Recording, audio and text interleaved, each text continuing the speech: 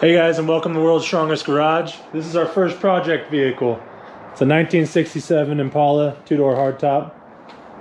I know this all looks nice and fancy, but in reality we just took out the 283 because we had to drop the pan and everything else, and there was a lot of issues wrong with this engine. Probably has about 300,000 miles on it, but anyways, we pulled it out. And inside the oil pan was a crankcap bolt. The oil pump tube was completely filled with old timing gears that had long been worn away. We had a worn out timing chain, and there was just about 2 pounds of sludge inside the oil pan. Not to mention, when we drained the oil from this thing, when we got it, it had about 8 quarts in it, give or take. I don't know if you guys know, but it's a little overfull. But anyways, we pulled it out, cleaned it up, put new freeze plugs in, put a new timing set in, just torqued back in that crankcap bolt because, you know, I ain't rebuilding it. So, and then we just spray painted it to make it look nice.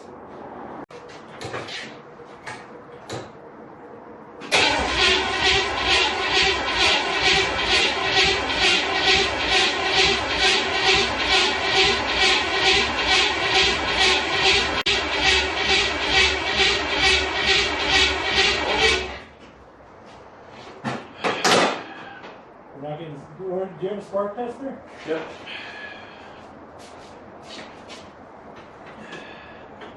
You have a distributor give us the goods? Ma'am. Possible. There's an easier one on the back side over here.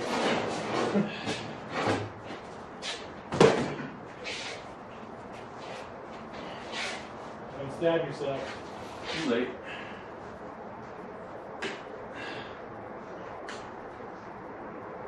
Will it work that way? Never seen it happen. Fire it.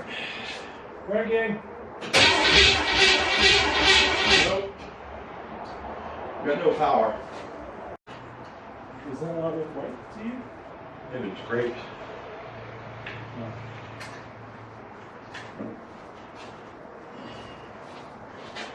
I wonder if the electronics finally went out of that distributor. Let's see how.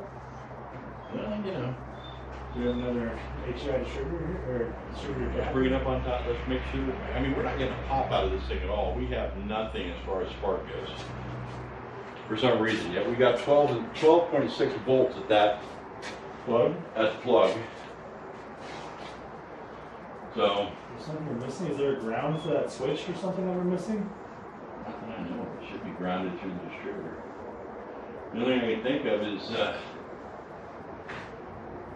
plug might be Not in. out or corroded or something there. I spray painted pretty much everything, so I know it looks like a great engine, but it's about $40 worth of spray paint.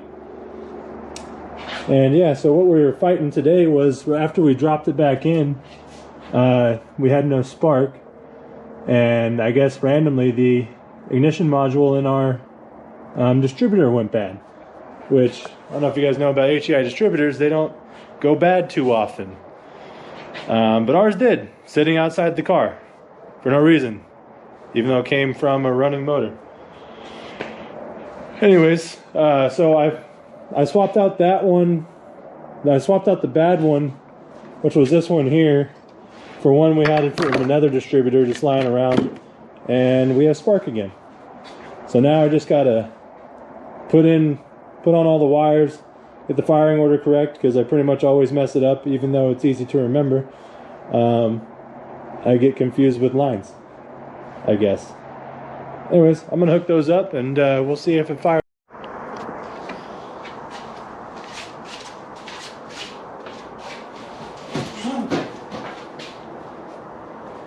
Alright guys, so I just got to finish hooking up a couple vacuum lines, and then we should be able to just bump the key and see if it lights up. Should have fuel. We got fuel in the filter. The filter. Can filter fish. And of course, See how it goes. Accidentally got under header wire, so they're super long. But that's what I got. Right? I should get my dad for this. He didn't want to be here for the first startup. It's only fair. So I'll be back with the old man, hopefully. Alright, crank it.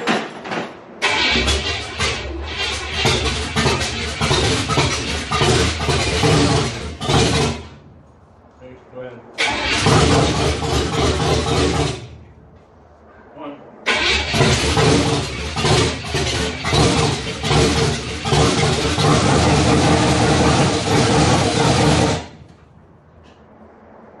Are we out? Crank it up.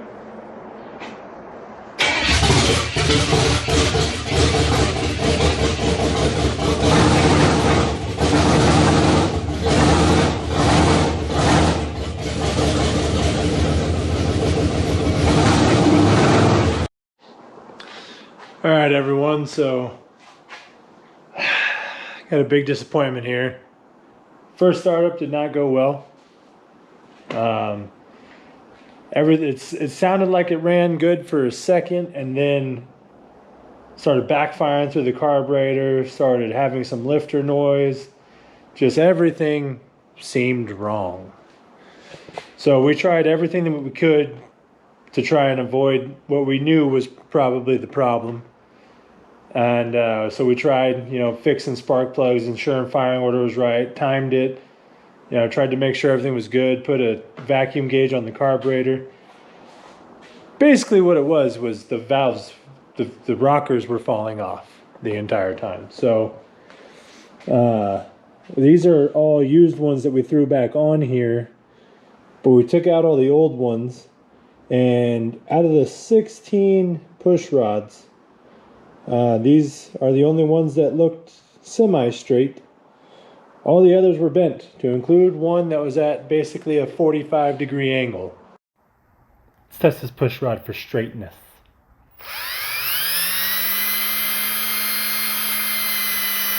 Great! So basically this thing needed all new top end pretty much, or at least it gone through. So, like I already said, we did the wrong thing and just put used stuff back on it and was just going to run it. But over here, we had some pretty bad damage on one of the valves.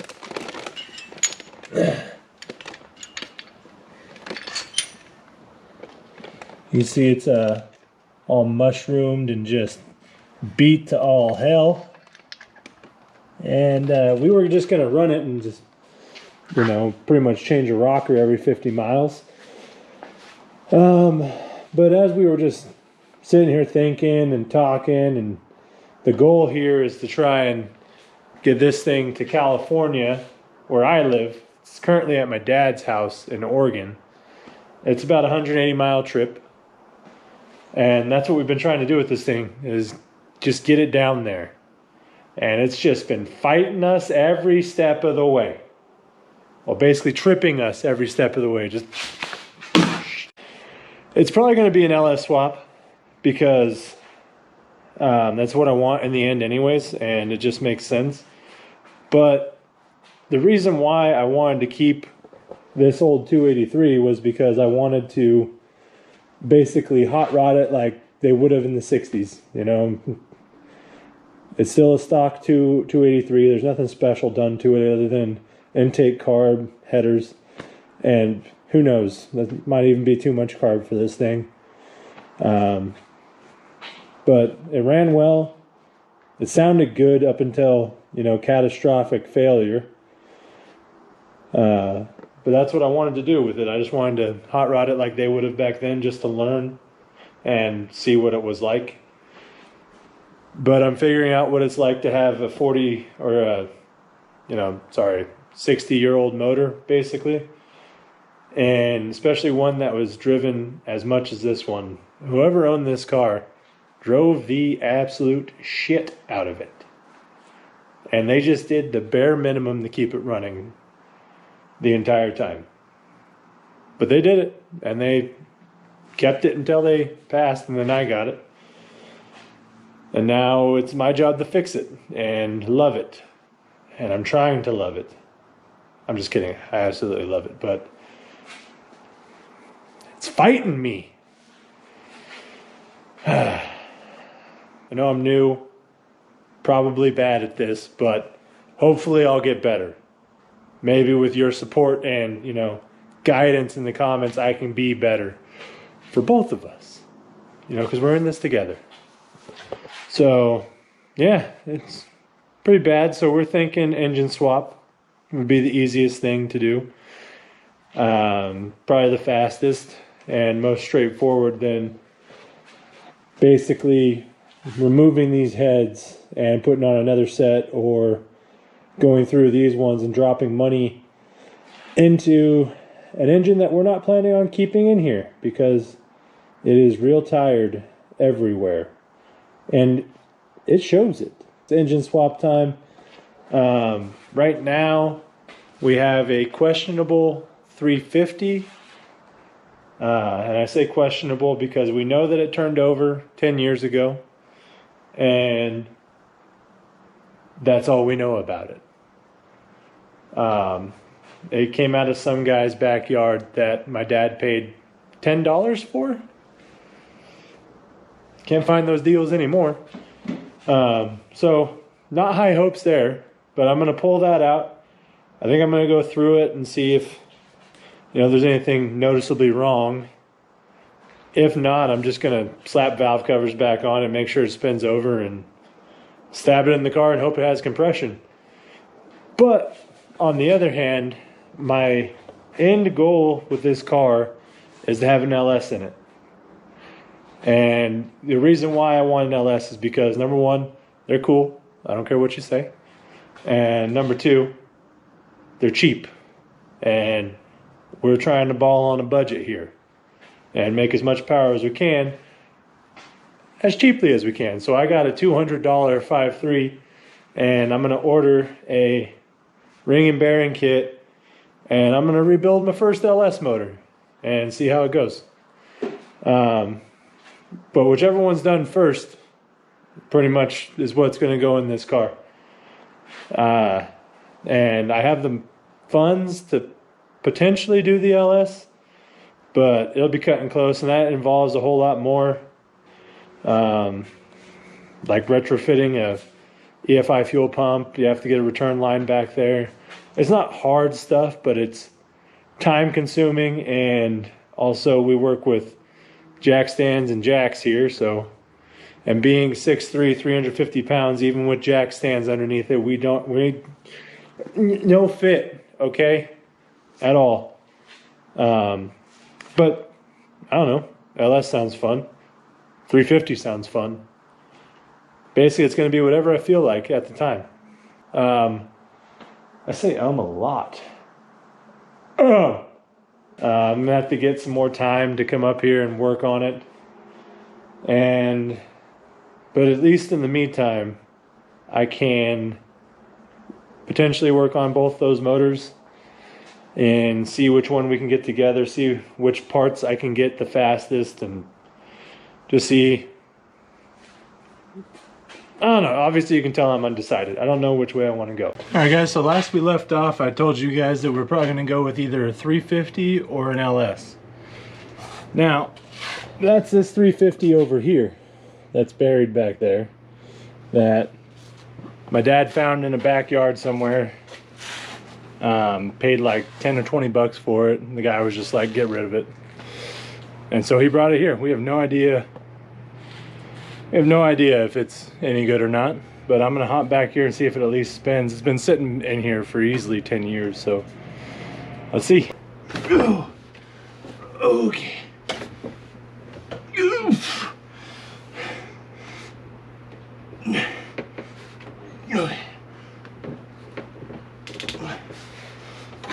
Oh, it was spinning. Okay. Well, she spins. All right, I don't know if you guys could see that or not, but the 350 did spin over. I got it probably spun it, you know, maybe like a quarter of the way. But it was spinning, and I was spinning it by hand, so I imagine it might be a healthy motor.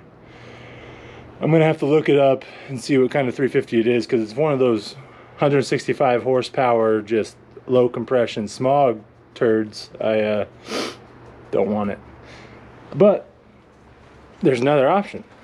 So I said there was only two options before. But then we got this guy right here. And this is a 283 out of a 65 Chevelle. And from what we know, it was running when it was pulled. So it might be a runner. We don't know, but it's seeming like our best option. But real quick, I'm just going to see if this thing even spins over, maybe. Oh.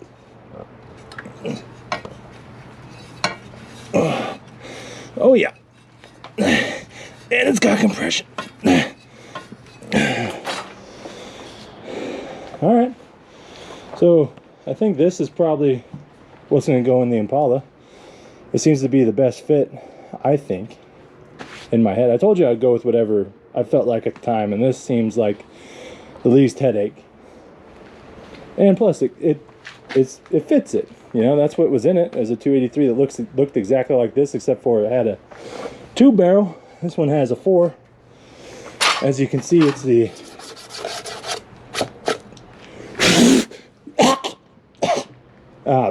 it's the Turbo Fire 220 horsepower 283. No, it's not the 195er that I have in my Impala, but I mean, it's basically the exact same thing except for intake manifold and carburetor. But I'm thinking this is going to be our safest and best option, and just drop right back in there and see if she fires off. Alright guys, that's going to do it for this Impala video. So far, you guys can see what we kind of have planned out. The LS is there's going to be LS videos coming of the build. The build is my first engine build ever. It's my first LS. That's what I'm going to be doing. Tearing it down, building it up. You guys get to see how, you know, a first-time engine builder can put together an engine and see if it works. So, you know, I'm gonna try and keep it budget where I can. I'm gonna put money where it matters, I think, and I'm gonna try and build this thing for less than my dad paid for a brand new Blueprint engine. All right, so my dad just bought I think it was a $4,000 engine, which is it was a Blueprint engine's 350. It was like a 341 horsepower engine. But he bought that for $4 grand. I tried to tell him that, you know, you could go LS for probably about the same amount of money and get, you know, a lot of the same performance gains, and plus, you know, reliability and fuel mileage. I said reliability. Chevys are always reliable. Shouldn't have said that. But anyways, I tried to convince him, but you know, he's old school. He likes his carburetor. He likes the idea of buying a brand new engine, which I can't blame him. If I could afford to buy a brand new engine, I probably would. You know, because it's brand new, you don't have to worry. But me, I'm just going to put together mine, hopefully with some better internals, some better parts, to where we can shoot for the 450 to 500 horsepower mark with that 5.3 LS. And I'm going to try and do it all for under $4 grand in the car. And when I say in the car, that means actually in the car, running, driving, all for under $4 grand. That's going to be my goal. We'll see if I can do it. But here's hoping. Now remember, guys, like, comment, and subscribe. I know I'm new, but I'm gonna get on a lot of projects, because as you can see, I can see here, 95 Honda Accord, 76 Dodge, 95 Honda Prelude, 76 Chevy, 73 Chevy, 88 GMC Blazer, 2005 Pontiac GTO, 65 Chevy Stepside, another Honda Prelude, 1946 Dodge Power Wagon. Yeah, guys, we got a lot of cars that we need to get going and running. I've been collecting cars, but you guys, like, I've always wanted to work on them, but I just never, I guess, necessarily knew how. So now I'm doing it, and I'm going to show you guys how I do it. You guys can give me pointers. You guys can help out. Tell me what I'm doing wrong. Tell me different ways of doing things. any of that. I'll appreciate any of it. You know, I don't even care if you roast me a little bit. All right, I mean, I can take it. I'm a big boy. All right, until next time, guys. See ya.